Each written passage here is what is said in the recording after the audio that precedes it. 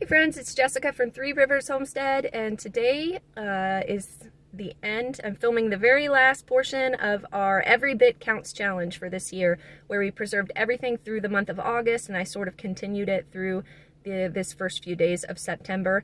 And I just want to thank all of you that have participated here on YouTube and on Instagram with us. It's just been so much fun to see the ways that other people have been preserving food through the last month. And if you haven't yet, check out the hashtag that is in the title of this video, Every Bit Counts Challenge, and you can see all of the other YouTubers that have been sharing their food preservation throughout the month. If you go to Instagram, it's the same way. Check out the hashtag there, and there are just so many posts, hundreds and hundreds of posts of people sharing recipes for canning and freezing and dehydrating and freeze drying, all sorts of ways to put up your harvests. And so I know the food preservation doesn't end in August, it continues through September, so there are still a lot of things that you can learn from checking out the hashtag. Make sure you do that. And now let's get into what we were able to preserve during this last week here at Three Rivers Homestead.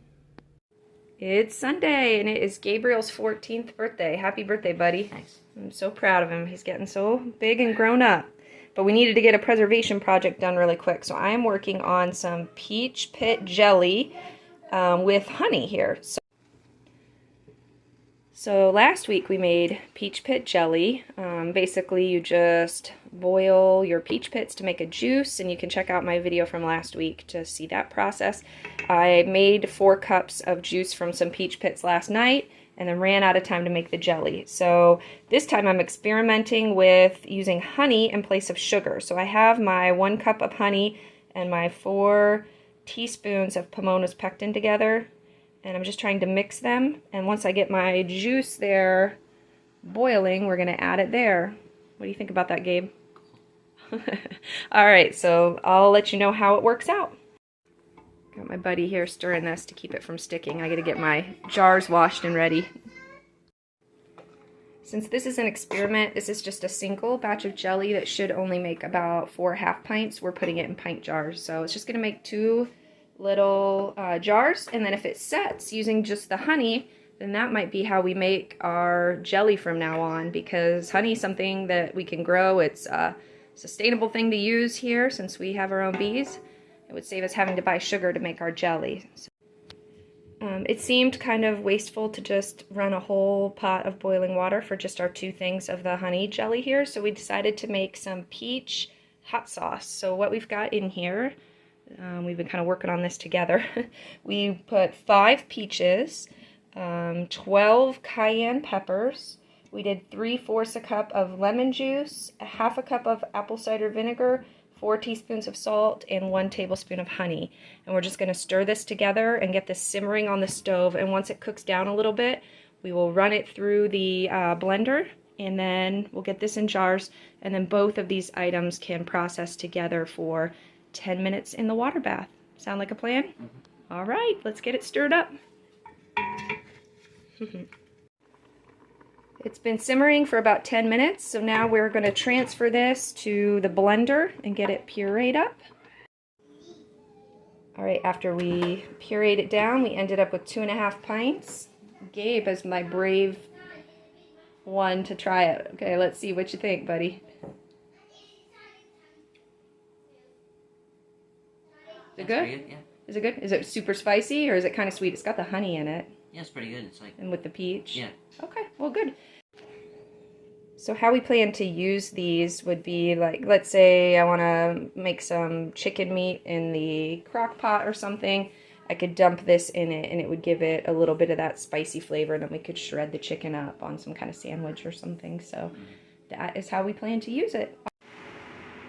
Good morning, friends. It is Monday morning. I've got yesterday's canning efforts here. I ended up doing 6 pints of tomato sauce.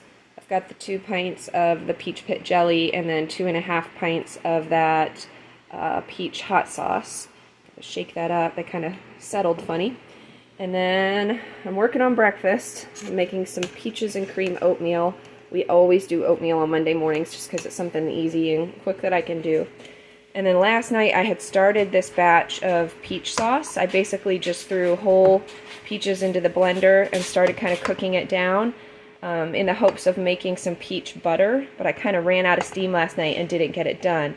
So I think what I'm going to do this morning is go ahead and can this up in quart jars as just peach sauce, and then I might start a new batch of peach butter later on. We're just going to kind of see where the day takes us. It is 7:29 and Adam just left, so I've got to get this off my stove, get the kids fed with this, and then we'll be on with our day.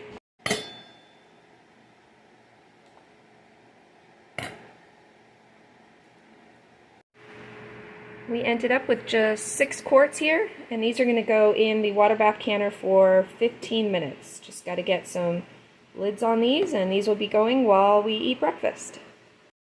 Alright, time to get these kids fed, and then I can finish up these last 2 boxes of peaches. We can do it! Our peach sauce sealed up from this morning, and now I'm busy with, busy with Gracie. And we are working on some peach pie filling. So she's just slicing up peaches for me and saving the pits. We've got our jars all washed here, and then I'm going to get busy working on the filling. I will put a recipe that we're using in the description below. And once we get done with pie filling, we're hoping to do some peach salsa. Are you sick of peaches yet?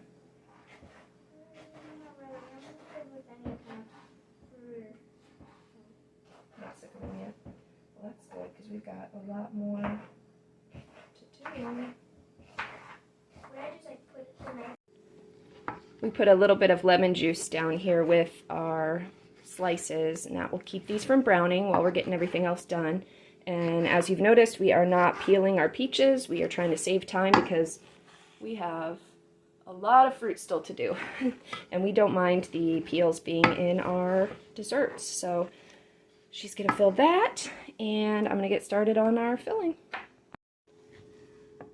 Alright, so I'm working on bringing this filling to a boil, and in this I have 7 cups of sugar, 5.5 cups of water. It was 2 2/3 cups of arrowroot powder.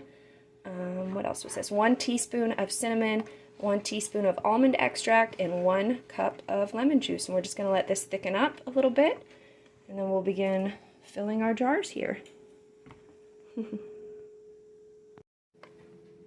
Okay, and our filling is nice and thick now, and we have lots of slices, so we're just going to begin layering this into our jars here. We'll layer a little bit of fruit, a little bit of goo. We call this our pie glue, right, Gracie? So a little bit of fruit, a little bit of glue, a little bit of fruit until we get the jars filled, and then we'll remove the air bubbles and go from there.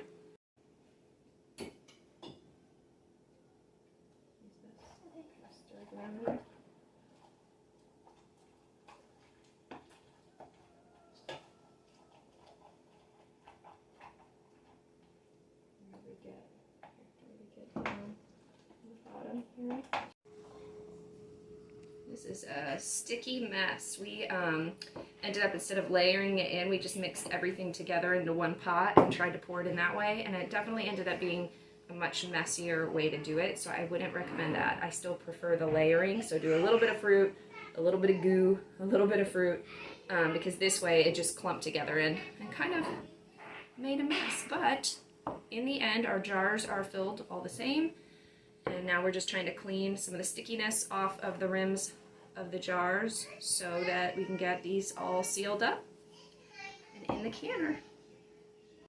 Our pie filling is in the canner. It'll process for 30 minutes. I have a little bit of leftover pie filling, so we're going to make a pie today. And then I took the pot that had the pie filling in it, and I just threw my peach pits in here, and I'm going to fill this with water.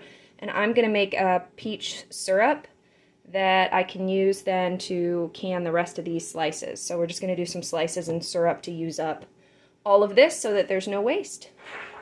What do you think about that? Good. Good? Okay, let's make a pie crust.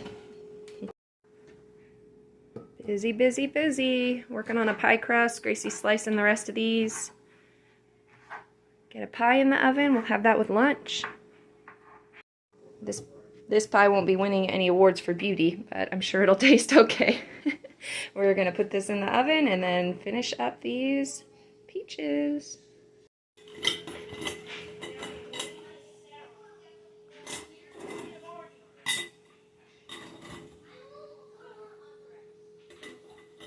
So we filled up 7 quarts with the peach slices, and we have some left over here. So I am putting those in a freezer bag to stick in the freezer. We'll use these slices for pies and cobblers and things. And then these slices here, I'm going to pour this syrup that I'm making in the stove over the top of these, and we'll get these in the water bath just as soon as our pie filling finishes. And then I think we're done for today.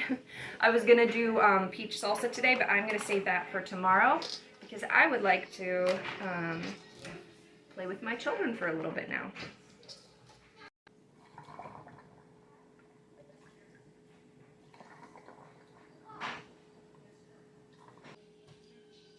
Oh, it's weird.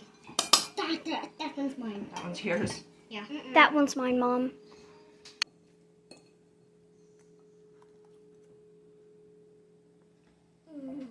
Is it good? You did a good job on the filling? All right. Not bad for a morning's work, but I am beat. Time to take a nap. It's Tuesday morning, and Benjamin here is eating my tomatoes. So my first task for today is to get these tomatoes in a pot. I'm not quite sure what I'm going to do with them. If it's going to be tomato sauce, or I'm going to make ketchup or something, but I need to get these out of here before he continues to destroy them all. What are you doing? Do you like them? So I'm just slicing and putting them into the blender, and then once they're pureed, we'll get them heating on the stove. All right, and it's all of the ripe tomatoes are all blended up, and these are going to cook down while we get our day started.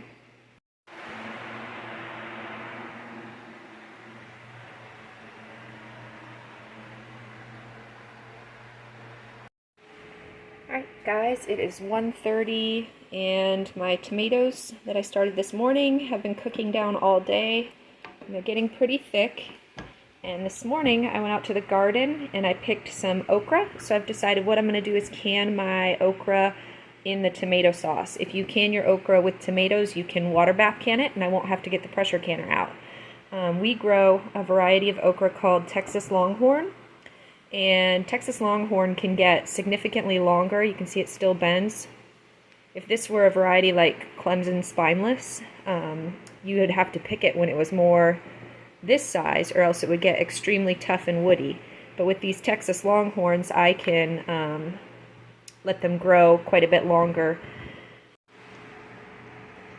So you can see the thickness that I cut my okra, and all I'm going to do here is fill my little pint jars, and we're going to process this for 30 minutes in the water bath canner, and these will primarily be used for soups this winter. If I want to make like a gumbo or some other kind of tomato veggie soup, this will kind of be added to maybe a quart of tomato juice and some broth, and we'll throw in other random vegetables that we've preserved. This is why you always wipe your rims and double check. I found a little nick right here as I was wiping, so I'm going to have to replace this jar. This will only be good for storing dried goods, and I'm going to need to move this jar out of my canning rotation, or else my lid wouldn't seal properly on here. 6 pints ready to go. So I took some of your advice and we ordered another shelving unit for our pantry here. And we're just going to use, I think, 4 of the shelves from this to add some additional storage space up here, because I am out of room. The boys are going to help me with this. All right, 2 down, 2 to go. This is exciting. That just added so much more space.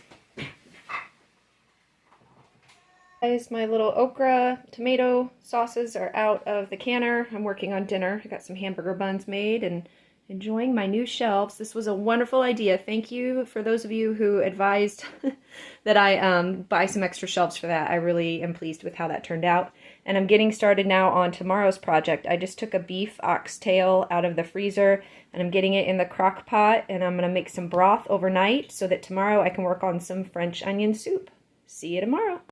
Hey guys, it's Wednesday and we had a busy morning. We went to the library and the park, and now we're home and everybody's resting, and I'm just here in the kitchen with little Benji at my feet working on today's project. I'm going to get this broth that I started last night, and I'm going to get it in jars. I'm making a French onion soup. Not really French onion soup because I don't add a lot of the extra flavorings. It's basically just beef broth with a sliced onion in each jar, and it gives that broth a really strong onion flavor, and I'll use that as a base if I want to make French onion soup later. But then it's more versatile if I leave out the other ingredients. I can use this as a base for any kind of soup or other dish that I want to make. So what I did last night in my crock pot here, I added 1 oxtail and a half a cup of vinegar, and then I filled it all the way with water, and it's been simmering on low in the crock pot for almost 24 hours now. And so I've got a nice broth here. I'll slice up 1 onion per quart jar and then top it off with broth, and then we'll get this in the pressure canner.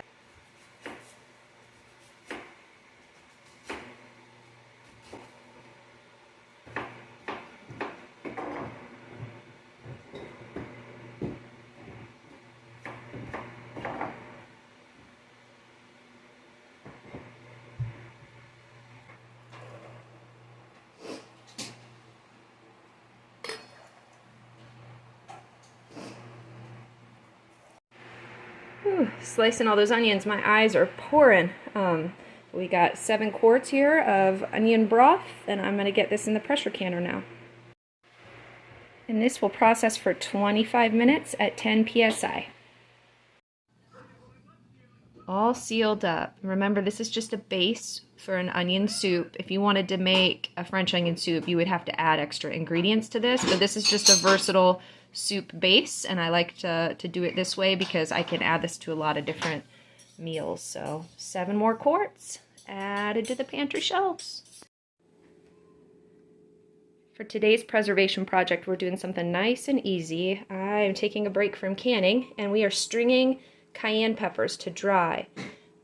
If you can see here, she's just taking basic thread and putting it right through the very base, I guess, of the stem, and putting it through there, and then these will hang to dehydrate.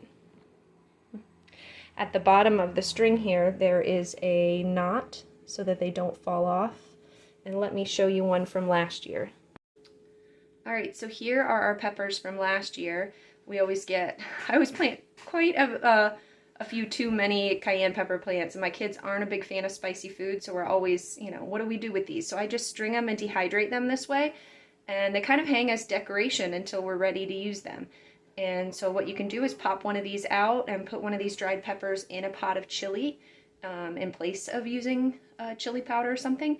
You can even take these dried peppers and put them in the food processor or blender and grind them down into a cayenne powder yourself. So lots of uses for this. This is just a really easy way to store them, and like I said, it's just kind of pretty. I like having these hanging in the kitchen just as a decoration, I guess. So the peppers, once they're dried, can just be put into a jar like this and put on the pantry shelves.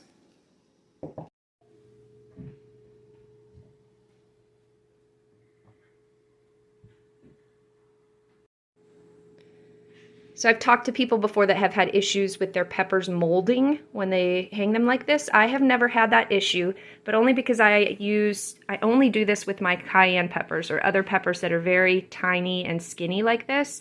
I wouldn't do this with my fatter banana peppers because of the risk of molding. So this is just a really good way to dry these, because if you put hot peppers like this in a dehydrator, the air can get super spicy and almost burn your throat and your eyes. And so with these small children in the house, I much prefer to dry these hot peppers this way. All right, can you hold it up? Let's see how it looks.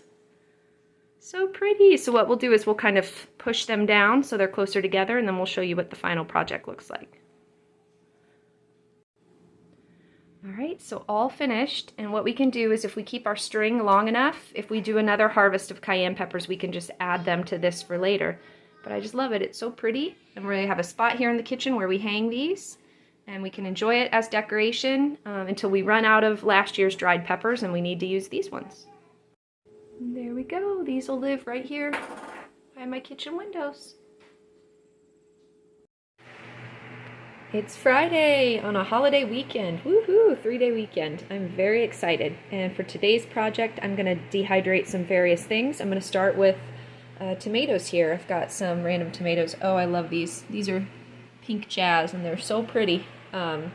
But anyways, I'm just going to slice these up and get them on the dehydrator trays. You can kind of see how thick I like to slice them. And then after I get it all done, we'll go from here. I added a little tray of okra, and then several hours into this dehydrating, I'm going to add a couple trays of kale. And this will go on 130 for about the next 10 to 12 hours. And that was perfect timing because someone here just woke up from his nap and wants his mama. Right, Benji? Alright, so I'm going to one-handed get the rest of this into the dehydrator and then move on with our day. I guess I should also show you what I plan to do with these dehydrated tomatoes. So I pulled out, this is my last jar of dehydrated tomatoes from 2020. And this was actually a mix of tomatoes and zucchini. You can kind of see it in there. And so this is what I do. I dehydrate it and I grind it into a powder, sometimes more finely than this, but a lot of times it looks like that. And I'm going to show you how I rehydrate this to make it into a paste. We're going to be having lasagna tonight, and I figured I might as well clear out the last of the 2020 stuff as I'm making all this room for this year's stuff. So let me show you how this works. I scooped out a little bit of the powder, and I'm just going to add a small amount of water at a time until I get it to the desired thickness. So I add a little water and kind of stir it around. You can see it kind of starts to clump up. I'm going to add a little more, just a little bit at a time. Stir it around until I get a paste texture. Okay, so as you can see, that has made a thick paste texture. I could use this to however I would use tomato paste. As you can see, I did leave the seeds in my tomatoes, so I do have that in there. If you don't want seeds in your paste after you're reconstituting your powder, you're going to want to filter those out before you jar it up, but I don't mind that. The seeds are just a little extra nutrition. So I would use this paste to make our pizza sauce, or just to thicken up any kind of pasta sauce. So now if I want to turn this into sauce, I could actually just pour the whole thing in. And then I'm going to fill this up with water to get it to more of a sauce texture. Let me show you that. And here you go. I filled it all the way with water. And it's going to take a little while. It takes 15 to 30 minutes for it to fully rehydrate. So it's definitely thickening up. And later on, I'll put this on the stove and I'll add all of my spices and onion, garlic, basil, oregano, everything that I want to add to my sauce, and we'll cook that down before dinner, but it's getting much thicker. This is just a really great way to use up those odds and ends tomatoes. If you remove your skins during the tomato canning process to make your sauce, throw the skins in the dehydrator and just dehydrate those and make a powder, and then they're not going to waste. You can use them to rehydrate for paste and things like this later on. So every little bit counts. Don't let those odds and ends go to waste. You can use those. There's nutrition in that, and it saves your family money. And while we're in the kitchen, I thought I would update you on the peach vinegar that we started last week. It's been a little over a week, and every day I just kind of come in and make sure that nothing is above the water line on top, and I'm kind of stirring it around. Smells wonderful. It has a really strong vinegar smell, but fruity with the peaches. It's beautiful. And then you can see that bubbling, that's the fermentation, and it's kind of getting cloudy. I don't know if the camera's focusing. It's kind of getting cloudy down in there. And so this is normal. This is what it looks like. And we're just having to be really careful because with all of the produce that's coming in and out of our house, fruit flies are really wanting to get in here. And sometimes there'll even be fruit flies sitting on the top of here. And so I tie this down nice and tight so that they can't get up under the edge of this and get in there and spoil this batch. That's how that looks. We'll let it go for about another week, and then I'll strain all this out, and we're going to have some beautiful vinegar to sit and ferment for a couple months. It's Saturday, and today our preservation project will likely be what we're about to go do. We are going to pick up our beef from the butcher. We had our beef heifer. We took her in about 3 weeks ago, 3.5, almost 4 weeks ago. And we got the call that it's time to go pick up the meat. And so that's really exciting. That's putting away quite a bit of food for us for the winter. And so we're just very grateful for that. And then we're hoping while we're out to pick up some green beans from a local farm. If you follow me on Instagram, you know that we've had quite a battle with voles in our garden this year. And they have eaten hundreds and hundreds of bean plants and seeds. Every time we would replant, the plants would get this big, and then they would mow them down again. And then they even started snapping my pole bean plants at the base. They would chew them through when they were big, beautiful, flowering pole bean plants that then would be destroyed because they were nibbled at the base and they would die. So we have been harvesting little amounts of beans here and there just for meals, but we did not get enough to put away for our family's needs for the winter. So I need to purchase some bulk green beans, and then we might can those later on today. But either way, even if we don't get to the canning, it's a good day of food preservation because we are picking up a lot of meat that will be a blessing to our family. So you guys ready to take a little trip? Yeah! All right. So we're back, and the farmer that we were going to, they didn't have any green beans left. So unfortunately, we will not be preserving green beans this year through canning. Hopefully I can get some frozen through Azure. But we did pick up all of our beef. It's back here, and there's quite a bit, and I'm very excited to get that in the freezer. So I feel like that counts for something today. That is my every little bit that counts for the challenge. And so now I've got to get busy and get my big boys in here to help unload this and get it in the freezer. So I think that's going to be it for our video today. I hope you enjoyed following. This was the last week of the Every Bit Counts challenge, and I've decided, I got some feedback that people kind of enjoyed this style of video where I show little glimpses of what we're doing in the kitchen each day, and it's actually a really easy way for me as a busy mom to share what we're doing with you, because I can just pick up the phone and record little bits here and there instead of having to devote almost an entire day to filming something. So I think we're going to continue, even though the challenge has ended, showing you kitchen work throughout the week. It might not be every day, but it'll be little bits. And then every Sunday, I will upload a video showing all of the kitchen work. Through the rest of the harvest season, it will be more food preservation. And then as the harvest season ends, I want to show you how we use the things that we've preserved and share recipes and favorite things that we like to make. So hopefully you'll enjoy that. That'll come out every Sunday, and then my goal is on Thursdays of every week to share other types of content. I'm hoping we can do more homeschooling and mothering content, because there's a whole other side of me besides food preservation that I'd love to share with you.